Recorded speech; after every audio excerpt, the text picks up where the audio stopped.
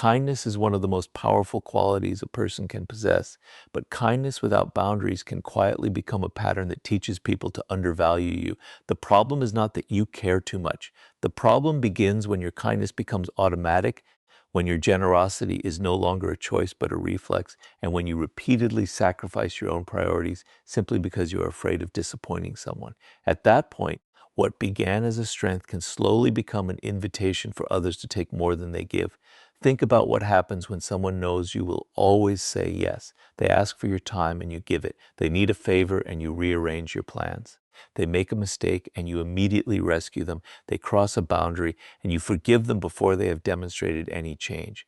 Eventually, they may stop seeing your generosity as something valuable. It becomes expected. And once generosity becomes expected, it often stops receiving appreciation. This is one of the most important psychological lessons about human behavior. People learn from patterns. They observe what you repeatedly allow. They notice what happens when they interrupt you, demand your attention, ignore your limits, or ask for more than they contribute. If every request receives a yes, your yes eventually loses its weight. If every mistake receives unlimited forgiveness, forgiveness can lose its meaning. If every boundary disappears whenever someone becomes upset, then the boundary was never truly established. This does not mean you should become cold. It does not mean you should stop helping people. It means your kindness must have structure. There is a profound difference between generosity and self-abandonment. Generosity says, I have something to give and I freely choose to give it. Self-abandonment says, I must give this because if I do not, someone may become angry, disappointed, or distant. From the outside, the actions can look identical. Internally, they are completely different. One comes from freedom, the other comes from fear. If you constantly sacrifice your needs to keep everyone comfortable, eventually resentment begins to appear. You may smile while helping, but inside you feel ignored. You may say, it is fine, while secretly wishing someone would recognize how much you have done.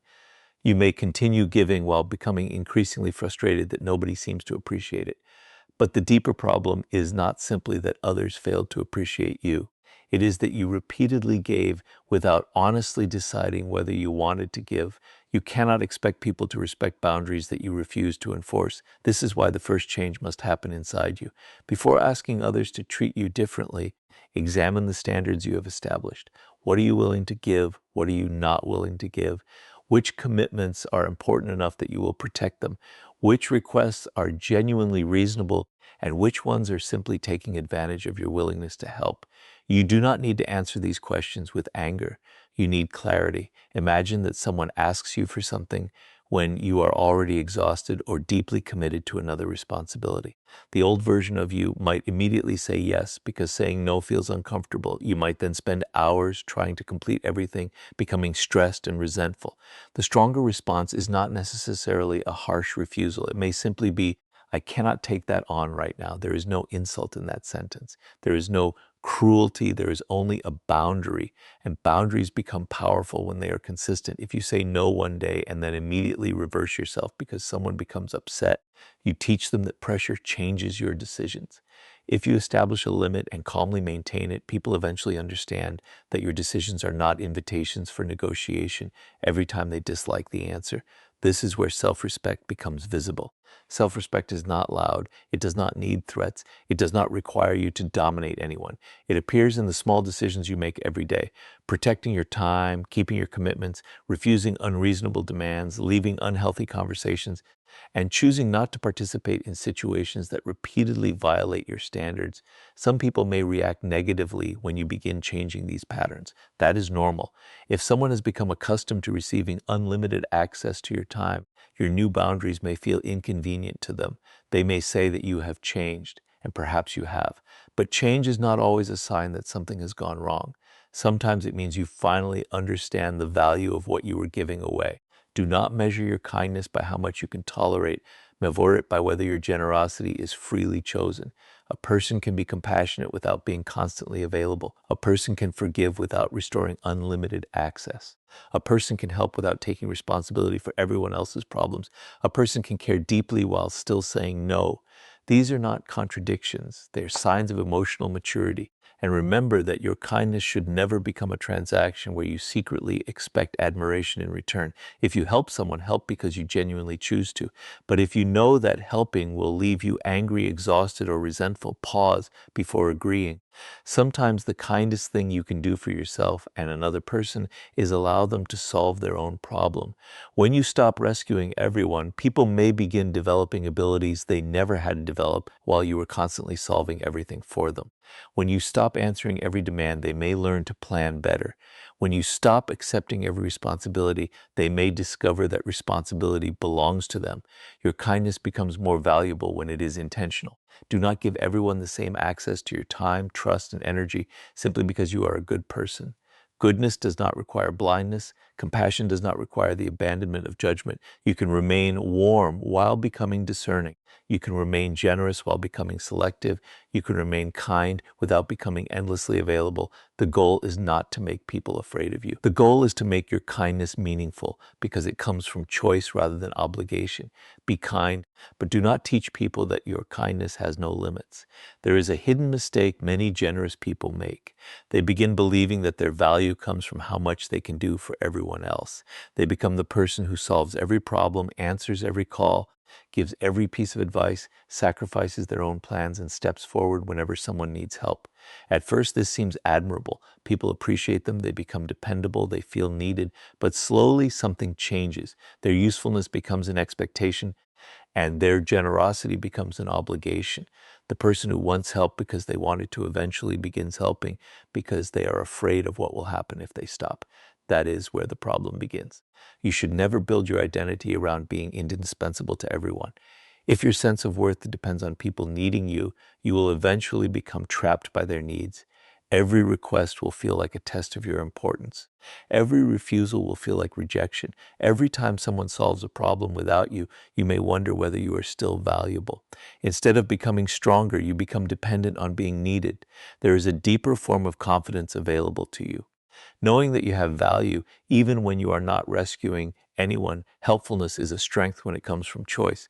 But when you constantly rescue people, you can accidentally prevent them from developing their own strength. Think about someone who always completes another person's responsibilities for them. The intention may be good. Perhaps you want to make their life easier. Perhaps you know you can do the task faster. Perhaps you dislike watching them struggle. But if you repeatedly remove every consequence from their decisions, they never have to develop the ability to handle those consequences themselves. You become their solution instead of allowing them to become their own solution. This is why healthy help has limits. Sometimes the most useful thing you can do is provide guidance rather than doing everything yourself. You can explain the process without taking over. You can offer encouragement without carrying the entire burden. You can support someone without making their responsibility yours. There is an important distinction between supporting someone and saving them from every difficulty. Support says, I believe you can handle this and I can help where appropriate. Rescue says, give me the problem and I will carry it for you. The first can build capability. The second can create dependence. You also need to recognize how constant helpfulness can affect relationships. When you always give more than everyone else, an imbalance can develop. You may begin expecting appreciation, loyalty, or special treatment because of everything you have done. When those expectations are not met, resentment appears. You start thinking, after everything I have done for them, how can they treat me this way? But there is a difficult truth here. People cannot always repay sacrifices they never asked you to make. This is why generosity must be conscious. Before helping, ask yourself whether you are genuinely willing to give without keeping an invisible record. If the answer is yes, give freely. If the answer is no, pause. You may be helping because you want approval, because you fear rejection, or because you want to feel indispensable. In those cases, the problem is not the other person. The problem is that you are using generosity to purchase emotional security, and anything you give away to purchase approval eventually becomes expensive. You do not need to prove that you are a good person by constantly making sacrifices. Character is not measured by how exhausted you can become for other people. It is measured by the quality of your choices, the integrity of your behavior, and the consistency of your principles, sometimes saying, you need to handle this yourself. is more useful than immediately stepping in. Sometimes allowing someone to experience the natural result of their decision is more constructive than protecting them from it. Sometimes refusing to solve another person's problem is not abandonment. It is an acknowledgement that they are capable of learning. This requires courage because people may not always appreciate it. Someone who has become accustomed to your constant assistance may become frustrated when you stop. They may say that you have changed. They may remind you of all the times you helped them before, but your previous generosity does not create a permanent obligation to continue giving. A favor is not a contract for unlimited future access. Your time belongs to you. Your energy belongs to you. Your attention belongs to you. Give these things deliberately. This does not mean becoming selfish or indifferent. There will always be moments when someone genuinely needs support, and there is great value in being the person who can offer it. But choose those moments carefully. Help where your help creates genuine value. Do not automatically take responsibility for problems simply because you are capable of solving them. There is also a difference between being respected for competence and being used for convenience. If people only come to you when they need something, that should make you examine the relationship. Are they interested in you as a person or only in what you provide? Do they respect your limits? Do they show appreciation? Do they contribute when you need support? You do not need to become suspicious of everyone, but you should pay attention to patterns. Reciprocity matters. Healthy relationships do not require perfect equality in every moment. Sometimes one person gives more because the other is going through a difficult period, but over time there should be some sense that both people value each other. If you are constantly giving while someone else is constantly taking, the problem is no longer generosity. It is an unhealthy pattern. The strongest position is not to become someone who never helps. It is to become someone whose help has meaning because it is intentional. When you stop trying to be everyone's rescuer, you create space for something more valuable, mutual respect. People begin to understand that when you offer your time, it is because you genuinely chose to. Your yes becomes meaningful because it is not automatic. Your assistance carries greater weight because you are not constantly giving it away. You do not need to be needed by everyone to be valuable. Become capable. Become dependable. Become generous when you choose to be generous. But allow other people to carry their own responsibilities, learn their own lessons, and build their own strength. Help people without making yourself responsible for their entire lives, and your kindness will become a choice rather than a burden. There is a moment that many people fear more than almost anything else. The moment they have to say no. Someone asks for your time, your help, your attention, or your agreement, and immediately a battle begins inside your mind. You know you do not want to accept, yet you imagine the disappointment on their face. You imagine them becoming angry. You imagine them thinking you are selfish, rude, difficult, or uncaring. So you say yes, not because you want to, but because you are afraid of what your no might cost you. And every unnecessary yes comes with a hidden price. It may cost an hour of your time. It may cost your concentration. It may cost your energy. Sometimes it costs something even more important, your respect for yourself. When you repeatedly agree to things that violate your priorities, you begin sending yourself a message that everyone else's demands are more important than your own judgment. This is why learning to say no is not about becoming cold. It is about becoming honest. A genuine yes has meaning only when you are free to say no. If you agree to everything automatically, your agreement becomes almost meaningless. People cannot distinguish between what you genuinely want and what you accepted because you were afraid to refuse. Your kindness becomes predictable, your availability becomes expected, and eventually your generosity can become something others assume they are entitled to. But when you begin saying no calmly and respectfully, something changes. You become more deliberate. You begin thinking before committing. You stop giving immediate answers simply because someone is standing in front of you waiting for one. You give yourself permission to say, let me think about it, or I need to check my priorities first. That small pause can completely change the quality of your decisions. You do not owe an immediate answer to every request. This is especially important for people who have spent years trying to keep everyone happy. They often believe that saying no requires a long explanation. They think they need to prove that their reason is legitimate. So they create elaborate stories, list every responsibility they have, apologize repeatedly, and continue explaining until the other person finally accepts the decision. But a boundary does not become more legitimate because it has a longer explanation. Sometimes a simple, respectful refusal is enough. I cannot take that on right now. I already have another commitment. That does not work for me. I am not able to help with that. These statements are not attacks. They do not insult the other person. They simply communicate a decision, and you must learn to tolerate the discomfort that follows.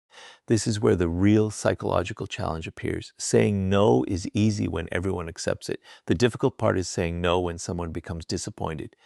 If your boundary disappears the moment another person reacts emotionally, then you are still allowing their reaction to control your decision. You must understand that disappointment is not the same thing as harm. Someone can be disappointed that you are unavailable.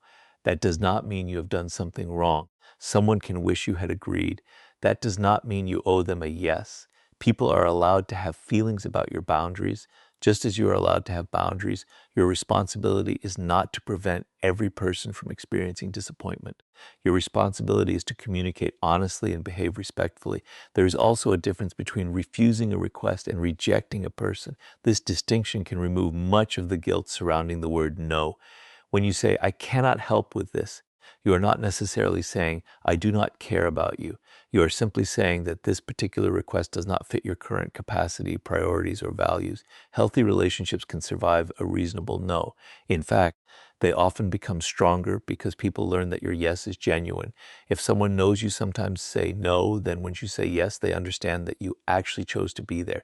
Your support carries more meaning because it is not automatic. You should also stop using guilt as proof that you have done something wrong. Guilt can appear simply because you are doing something unfamiliar. If you have spent years pleasing everyone, setting a boundary may initially feel cruel even when it is completely reasonable. The discomfort is not necessarily evidence that your decision is wrong. Sometimes it is simply evidence that you are learning a new behavior. Of course, there are times when you should reconsider a refusal.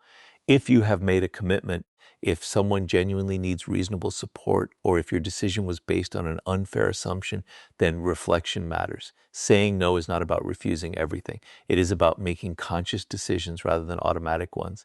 You should be selective, not selfish. And there is another important lesson. Do not use no as a weapon. You do not need to refuse people simply to appear powerful. You do not need to make others struggle just because you can. The purpose of a boundary is not to make someone else feel powerless. The purpose is to protect what genuinely matters to you while maintaining respect for others. Your no should be calm. Your yes should be sincere. Your commitments should mean something. When you stop saying yes out of fear, you reclaim control over your time. When you stop over-explaining every refusal, you strengthen your confidence. When you stop apologizing for reasonable boundaries, you begin understanding that self-respect does not require permission from everyone around you, and something else happens. People begin learning your standards. They discover that your kindness cannot simply be converted into obligation. They understand that you are willing to help, but you are not automatically available. They learn that your time has priorities and that your decisions are not easily changed through pressure. That does not make you less kind. It makes your kindness more honest. The person who cannot say no is often not truly generous. They may simply be afraid of being disliked. The person who can say no and still choose to help when it matters has something stronger, freedom. So before you agree to the next request, pause. Ask yourself whether you genuinely want to do it, whether you have the capacity, and whether it aligns with your priorities. If the answer is no, let the answer remain no. You do not have to become harder to become stronger. You simply have to stop abandoning yourself every time someone asks for something.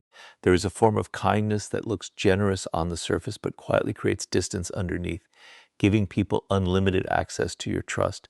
Many people believe that because they have forgiven someone, they must immediately return the relationship to exactly the way it was before.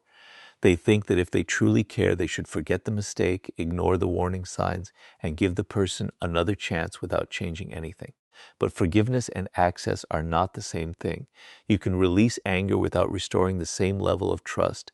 This distinction can change the way you approach relationships.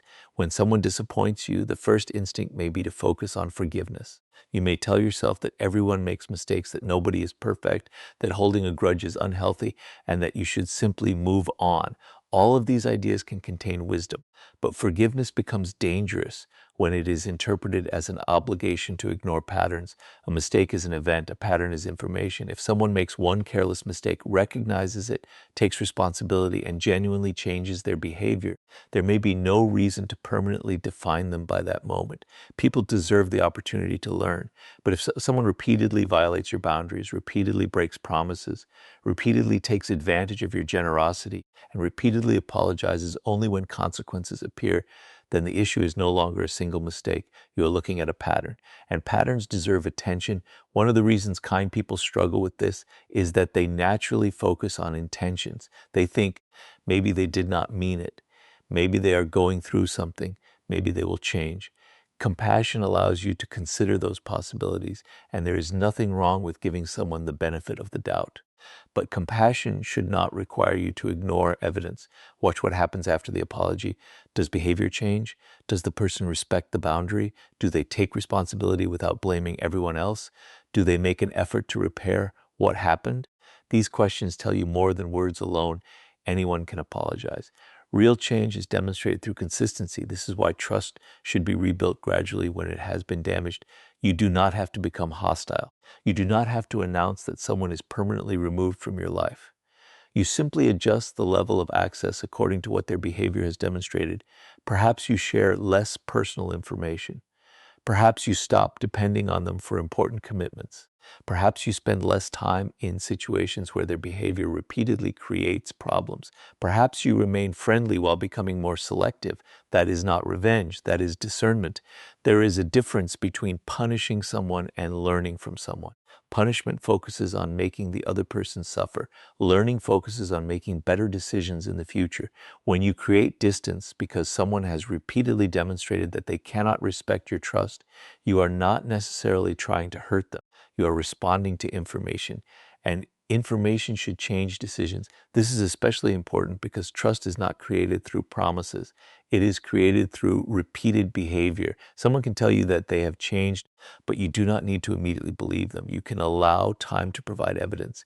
You can remain open without becoming careless. That is a mature form of kindness. You are not saying, I will never trust anyone again. You are saying, I will allow trust to develop according to what people consistently demonstrate.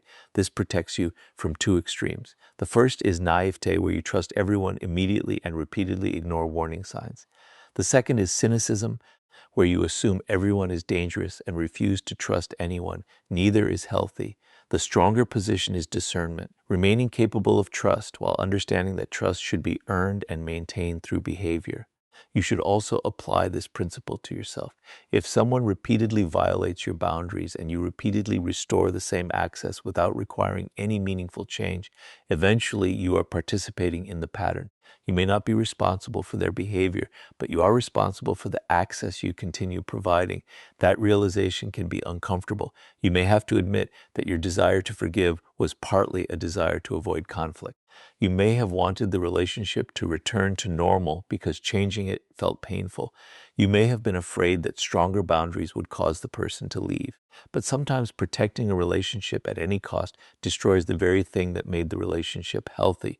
A relationship cannot become stronger by pretending nothing happened. Sometimes honest distance is healthier than forced closeness. This does not mean becoming suspicious of every person who disappoints you. Human beings make mistakes, you will make them too. The goal is not perfection. The goal is accountability and growth. If someone makes a mistake and genuinely works to correct it, there is room for compassion. If someone repeatedly makes the same mistake while expecting unlimited forgiveness, there is room for boundaries. And boundaries do not need anger behind them.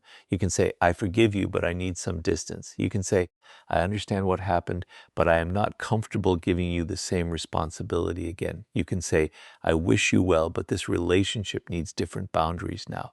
These statements recognize something important. Forgiveness can free your heart without requiring you to ignore your judgment. You do not have to carry resentment in order to remember the lesson. Let go of the anger, but keep the wisdom. That is the balance. Your kindness should make you compassionate, not careless. Your forgiveness should make you lighter, not easier to exploit. Your empathy should help you understand people, not force you to tolerate every behavior. You can believe in second chances while still believing that second chances should be accompanied by evidence of change. because trust is not a gift you owe everyone.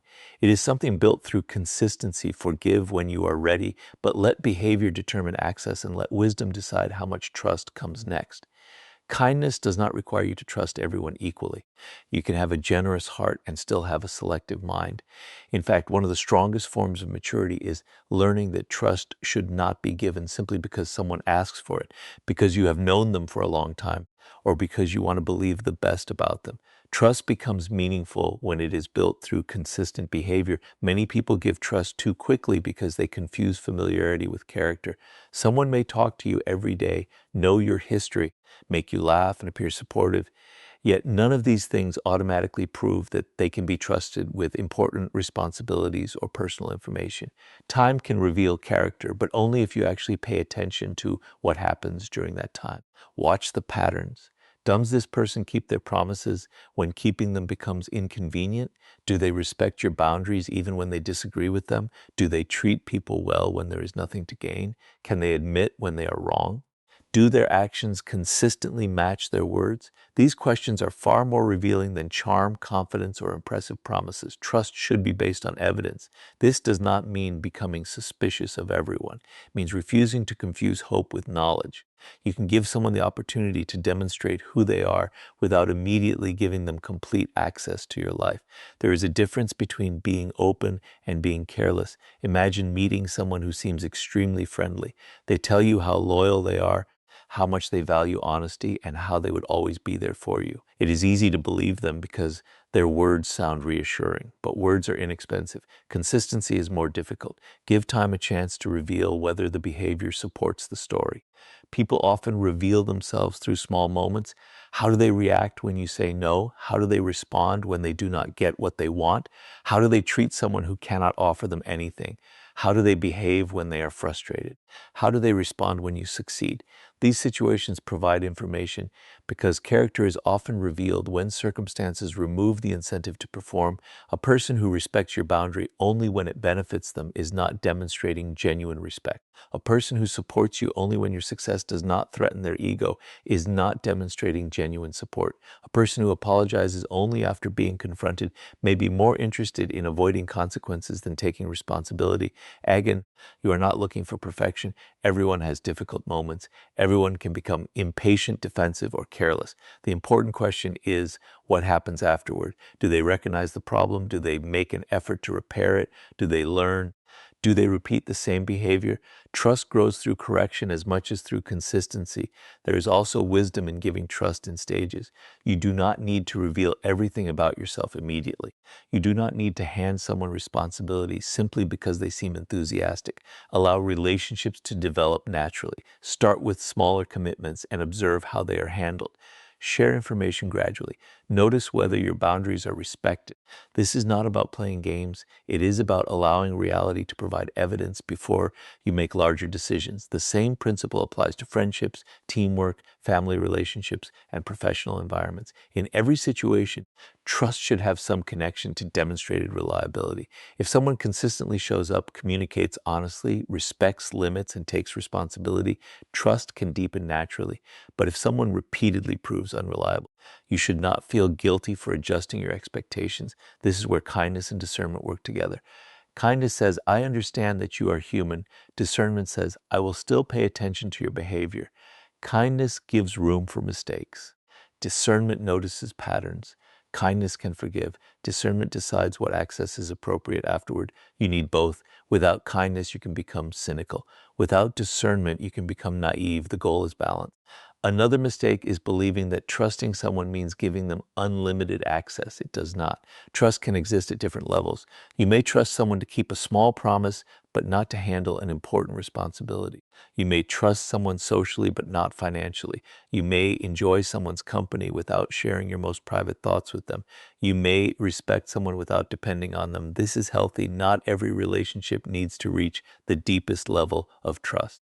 Your life becomes more peaceful when you stop feeling guilty about this. You do not owe everyone the same level of access. Different people have demonstrated different levels of reliability, and it is reasonable for your behavior to reflect that reality. There will also be moments when someone tries to rush the process. They may say, "Why don't you trust me?" But genuine trust does not need to be demanded. If someone is trustworthy, time and consistent behavior will demonstrate it.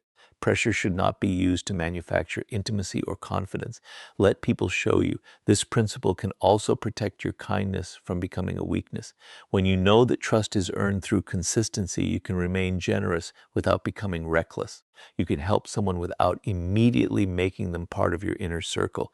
You can be friendly without becoming completely vulnerable. You can listen without automatically believing every claim. Your heart can remain open while your judgment remains awake.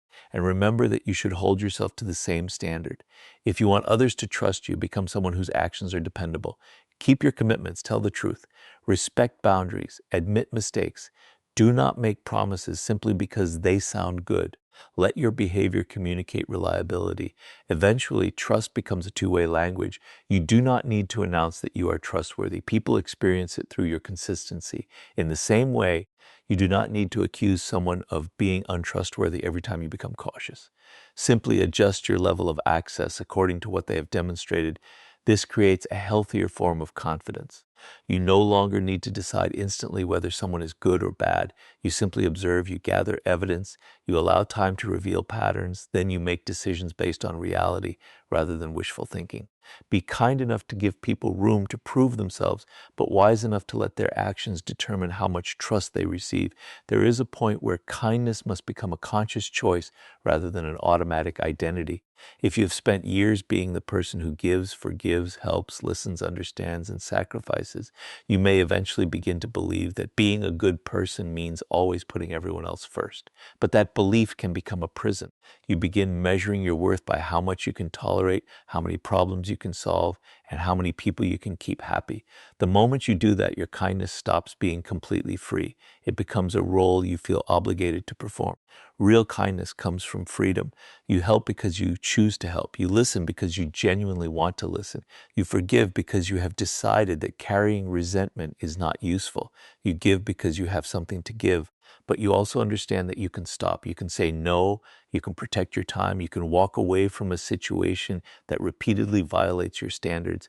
That ability to choose is what separates genuine kindness from people pleasing. A person who cannot say no is not necessarily more compassionate than someone who can.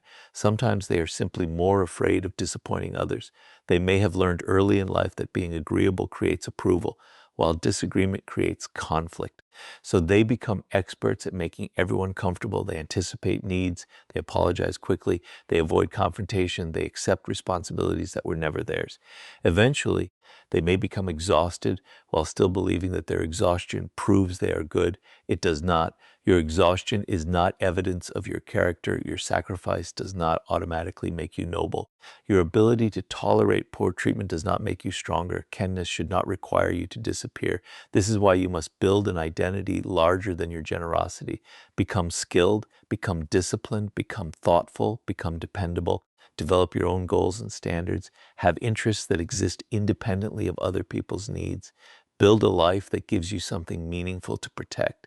When you have your own direction, kindness becomes something you add to your character rather than the entire foundation of your identity. This also changes how you handle approval. If your identity is built around being the nice person, then anyone who criticizes you can make you question yourself. Someone says you are selfish because you refused a request and suddenly you feel guilty. Someone says you have changed because you stopped allowing certain behavior and you wonder whether you have become a worse person. Do not let other people's labels become your identity. A person can call you selfish simply because you stopped doing something they benefited from. That does not automatically make the accusation true. Evaluate your behavior objectively. Were you intentionally cruel? Were you unfair? Did you break a meaningful commitment? Or did you simply protect a reasonable boundary? These are very different things. You can be compassionate and still be firm. You can care about someone and still disagree with them. You can forgive someone and still maintain distance. You can help someone and still refuse to solve every problem for them. You can love the idea of kindness without allowing kindness to become an excuse for abandoning yourself. There is also tremendous power in becoming comfortable with being misunderstood. Not everyone will understand your boundaries. Not everyone will appreciate your decisions. Some people will prefer the version of you who never said no, never questioned anything. and always made their lives easier. When you change, they may resist, but growth often changes the expectations surrounding you. If people have become accustomed to unlimited access to your time, your new boundaries may feel like rejection. If they have become accustomed to your constant help, your refusal may feel like betrayal. You do not need to respond with hostility. Simply remain consistent. Let your behavior communicate the new standard. This is where all the previous principles connect. If you protect your availability, you stop giving away your attention automatically. If you build competence, your confidence becomes grounded in something real. If you establish boundaries, your kindness gains structure. If you stop chasing validation, you no longer need everyone to approve of your decisions. If you observe behavior before giving deep trust, you become more discerning. And finally, you become free to choose when and where your kindness belongs. That freedom makes your generosity more meaningful. Imagine the difference between someone who gives because they are terrified of saying no and someone who gives while knowing they could refuse. The second person's generosity carries greater meaning because it is voluntary.